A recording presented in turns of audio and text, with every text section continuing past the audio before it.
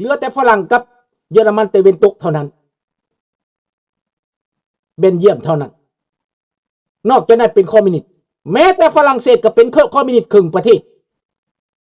ที่บ่มักอเมริกาฝรั่งเศสครึ่งประเทศบ่มักอเมริกาลุงฮู้ดีลุงจะตัดสินใจบ่ฝรั่งแม่นโยนด้วยเหตุนี้ได้เห็นบ่ล่ะดังนั้นการเมืองโลกมันเป็นแบบนั้นในเวลานั้นลาวแดงมันได้ปีกติดลมแม้แต่มัน100 คน200 คนแต่มันมีผู้อยู่เบื้องหลังมันมีโซเวียตมันมีแก้วแดงมันมีจีนแดงอยู่เบื้องหลังสบายดีเสรีภาษาในคราวนั้นคนลาวพวกปัญญาชนรุ่นลุงนี่นะรุ่นหมู่ลุงนี่นะดิ้นดองอยากไปเฮียนโซเวียตอยากไปเฮียนรัสเซียอยากไปเฮียนคิวบาเขาโฆษณาส่วนเสือเขาปลุกระดมเขาเข้ามาเลยเขาปลุกระดมคล้ายเดียวกับประเทศไทยนะครับที่พวกคอมมิวนิสต์นั่นปลุกระดมนักศึกษาปัญญาชนให้ไปเป็นฝ่ายซ้ายออกต่อต้านรัฐบาลต่อต้านรัฐอาณาจักรไทยฝันอยากเป็นคอมมิวนิสต์นั่นเกิดก่อนในประเทศไทยนะครับขบวนการคอมมิวนิสต์นั่นเกิดในประเทศไทยก่อนสาเหตุคือโฮจิมินห์นั้นนำลัทธิเข้ามาเพชรราชสุพรรณวงศ์นำลัทธิคอมมิวนิสต์นั่นมาเผยแผ่อยู่ในเขตภาคอีสานครับอยู่ในนั้นก็มีบักนูฮักบักสมานวิยาเกตบักไกรสอนบักนายพลดึกเห็นบ่ล่ะหลายคนพี่น้องมาเผยแผ่อยู่ในภาคอีสานโฮจิมินห์ก็มาตั้งบ้านตั้งเฮือนอยู่แถวนั้นข้าม2 ฝั่งไปมาปุ๊กปั่นอยู่ในแถวนั้นเมืองไทยก็ละซ้ำละสายตัดสินใจให้อเมริกาเข้ามาตั้งฐานทัพอยู่ในอุทภาวตัดสินใจให้อเมริกาเข้ามาตั้งฐานทัพอยู่ในอุดรเพื่อโจมตีฮานอยเพื่อโจมตีสงครามเวียดนามอเมริกามาตั้งฐานทัพในไทยถ้าไม่รู้ว่าไม่ใช่ไม่บ่แม่นก็ไปถามเอาเด้อไปเบิ่งเอาเด้อไปเปิดประวัติศาสตร์เอาเด้ออุดรขอนแก่นอุบลมีหมดอเมริกาตั้งอยู่ในไทยเพื่อเอาประเทศไทยออกจากคอมมิวนิสต์ตอนนั้นทั่วโลกต้านอเมริกาแม่นเขาหาว่าอเมริกาไปแทรกแซงผู้อื่นนี่นั้นอเมริกาก็เห็นว่าความเสียหายคนตายไปแล้ว 60,000ในอเมริกาเกิดการต่อต้านสงครามเวียดนามที่ส่งมาเฮียนนั่นมาสมัยก่อนมาเฮียนอยู่อเมริกานั่นเป็นเวียดนามที่โปรคอมมิวนิสต์ก็ปลุกระดมนักศึกษาปัญญาชนในอเมริกาลุกต่อต้านรัฐบาลพวกฮิปปี้พวกต่างๆนั่นก็หันเหสูบบ้องกินกัญชาพวกฮิปปี้นั่นสมัยคลินตันก็ต่อต้านสงครามเวียดนามนั่นแหละคลินตันก็ได้มันเป็นแบบนี้อเมริกาประเทศของเขาน่ะในสมัยนั้นแต่พวก CIA พวกยังเขาก็บอกลาวอยู่ไหนเขาบอกเบิดเขาบอกพอข้าพเจ้าเขาบอกหลายคนว่าพวกเจ้าต้องเตรียมการเด้อ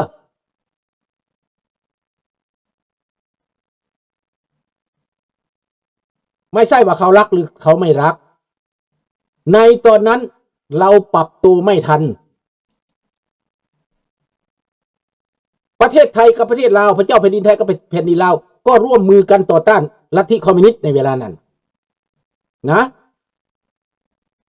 ในเมื่อก่อนในที่สุดพระเจ้าแผ่นดินลาวตัดสินใจสร้างสันติภาพสร้างความถูกต้องปรองดองนี้ขึ้นมาสำเร็จได้รับคำแนะนำจากสุวรรณภูมิมาจากสุพรรณวงศ์ได้รับคำแนะนำจากพวกสิงคโปร์พวกหลายๆคนนั่นแหละพวกปัญญาชนลาวนี่ว่าเฮาถูกต้องปรองดองกันแล้วมันก็จบเวียดนามมันก็ซึกของเขาเฮาบ่ได้มีซึกแต่ใครจะรู้ว่า ไกรสอนสมานวิญญาเกตคำไตพวกคนเหล่านี้เขาเป็นหุ่นเสิร์ชให้แก้วแล้วเขาเป็นแก้วที่เข้ามาฝังตัวอยู่ในลาวนานเลยนะเขาต้องทำงานให้โฮจิมินห์สุพรรณวงศ์ก็ตกอยู่ในเป็นเครื่องมือนี่เห็นระบบบนี้นะและทุกวันนี้พี่น้องสุพรรณวงศ์ก็เหลือแต่ลูกคนเดียวที่ไปอยู่นิวซีแลนด์ลูกคนที่สองก็เป็นทูตกับเขาคู่มือนี้ไปอยู่ฝรั่งเศสลูกสุพรรณวงศ์นั้นก็กลายเป็นวิกติมคนผู้อ้ายก็ถือแก้วขาหมอที่นิ้วไปอยู่นิวซีแลนด์นั่นถ้าว่าฟังคำสั่งแก้วมันบอกให้ไปเวียดนามก็ตายคือกันแต่มันบ่ไปบักนี่นะบักนี่มันสลาดมันบ่ไปมันฮุบเงินหนีพี่น้องฮุบเงินหนีไปอยู่นิวซีแลนด์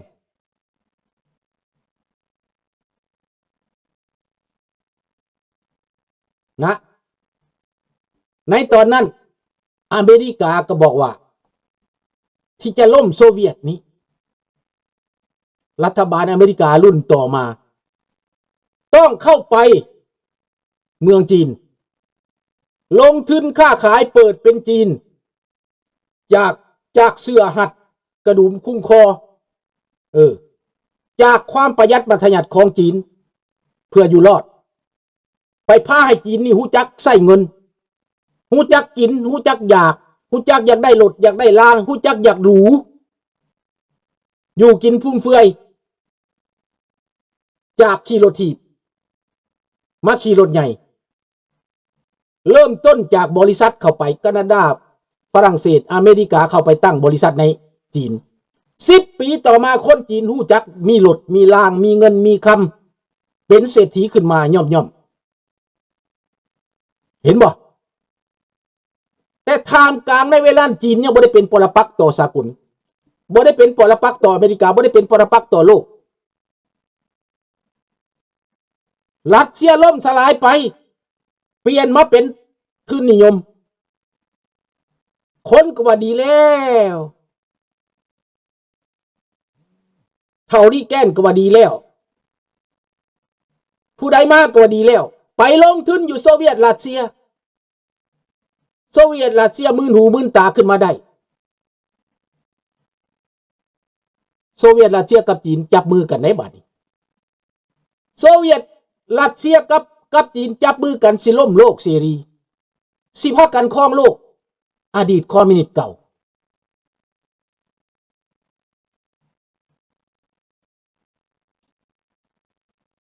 นี่แหละเขาสิครองโลกเสรีเขาสิยึดอเมริกาเขาสิให้อเมริกาเป็นทาสเขาสิให้พวกโลกเสรีนี้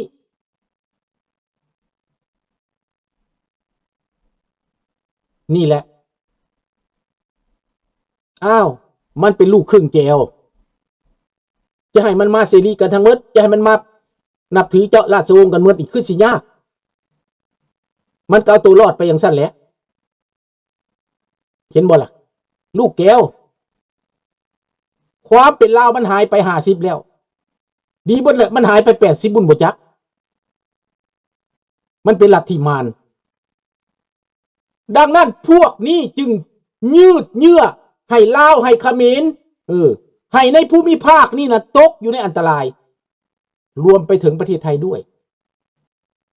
แต่ประเทศไทยนี่คนก็จะรู้และไม่รู้เท่ากันนะที่ลุงพูดนี่เป็นปริศนานะคนไทยยังไม่เข้าใจว่าคอมมิวนิสต์อันตรายแค่ไหนนักการเมืองที่ไม่เข้าใจว่าคอมมิวนิสต์อันตรายแค่ไหนเขาก็ทำไปอย่างนั้นแหละ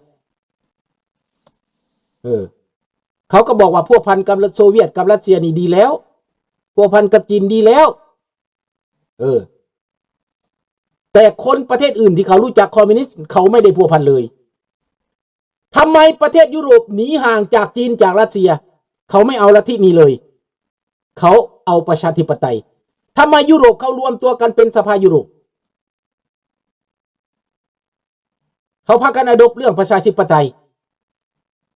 และในอาเซียนเราเป็นอะไรล่ะนี่เปรียบเทียบกันดูคนในโลกนี่ก็เป็นมนุษย์คือกันเบิด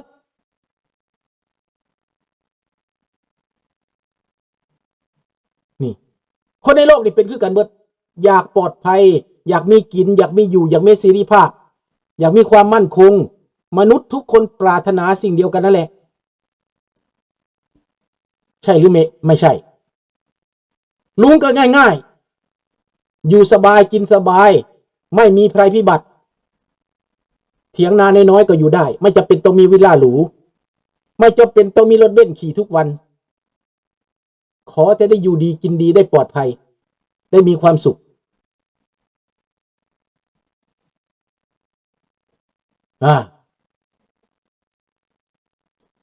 ลัทธิของมันน่ะเนี่ยก็ลัทธิคอมมิวนิสต์อุบาทลัทธิอุบาทลัทธิคิดตัวลัทธิหลอกลวงลัทธิเห็นแก่ตัวมันเอาลัทธิคอมมิวนิสต์มาบังหน้าที่จริงแล้วบ่แม่นคอมมิวนิสต์ลาวในปัจจุบันนี้คอมมิวนิสต์ก็ไม่ใช่เสรีก็ไม่เชิงเป็นโจรไม่มีอุดมการณ์แล้วพรรครัฐก็เป็นพรรครัฐโจรแล้วเป็นหมาพานทับไส้เขาแล้วเห็นบ่ล่ะบ่มีกฎหมายปกครองบ่ได้ปกครองแบบกฎหมายบ่มีกฎหมายอยากเอาเหตุไผอยากหาเรื่องไผอยากใส่ความไผใส่ไปเลยดังนั้นเด็กน้อยลาวคู่มือนี้ได้รับการอบรมฝึกสิทธิสอนแบบนี้เห็นบ่ล่ะจึงไม่ยอมเข้าใจอะไรไม่เป็นสากลไม่เรียนรู้ไม่พัฒนาไม่มีการศึกษาไม่พัฒนาตัวเองนี่แตกต่างกับคนไทยคนไทยนี่เขายังอยู่ในโลกเสรีเขาเนี่ยบางคนก็เรียนรู้บางคนก็ค้นคว้าหาความจริงคนไทยมีดีคือคนไทยนั่นไม่ได้ยอมให้อะไรมันครอบงำง่ายๆอันนี้คือจุดดีของคนไทยแต่คนไทยที่มีปัญหาทุกวันนี้มีปัญหานักการเมืองไม่ใช่มีประชาชนเขาไม่ได้มีปัญหาเด้ประเทศไทยเนี่ยประชาชนไทยนี่เขาหูแจ้งตาสว่างเขาเห็นเขาเย็นหูเขาซอกหูเขาซอกประสบการณ์เด้คือจังซี่แล้วนี่คนไทยมานั่งโอ้เด้อมานั่งฟังลุงเห็นบ่ฟังความแตกต่างฟังความเห็นอีกมุมหนึ่งเห็นบ่คนไทยเป็นอย่างนั้นมันแตกต่างกันอยู่บนไหนเขาฟังความแตกต่างนี่ลัทธิมันเป็นแนวไหนเขาก็เสียนหูคนไทยแต่คนลาวนี่หมายความว่าสอนให้แบบนกอีแก้วเลยล่างสมองเลยนี่ระเบิดเนอร์ตรอน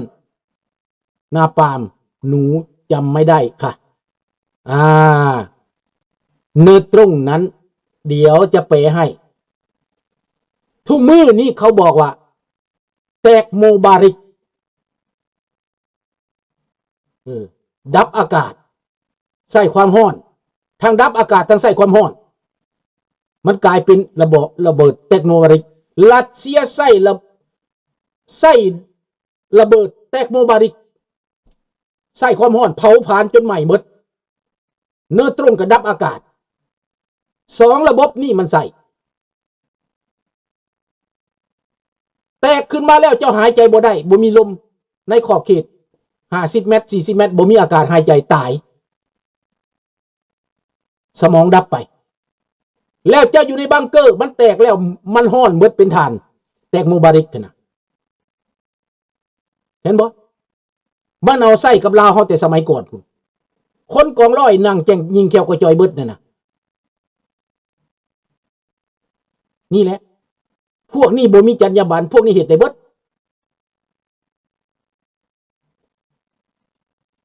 คันสิเว้ากับนิวเคลียร์น้อยหั่นแหละแตกโมบาริกก็ได้